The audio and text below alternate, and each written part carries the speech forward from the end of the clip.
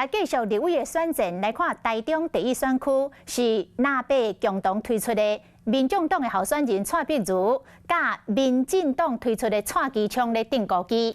早起，蔡其昌除了家己车队扫街拜票之外，伊的牵手嘛到菜市仔拜票，帮洪赛来拼选票。那蔡碧如今仔日是邀请到国民党不分区的立委候选人谢龙介，做伙来车队扫街，要来展现南北合作。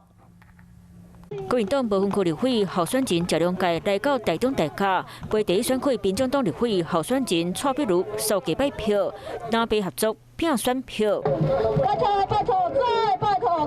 徛伫咧竞选车顶，摕麦克鼓来伫咧放送。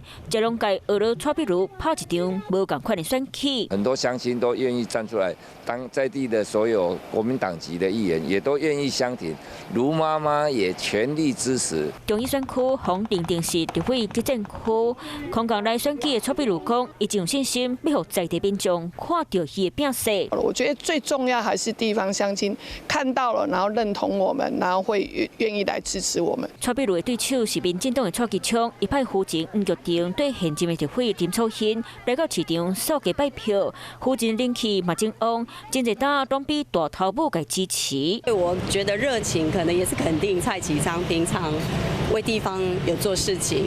对，所以是爱屋及乌啦。你这张票投下去，是要投给真的了解地方，可以帮地方争取最多的经费预算跟建设的人。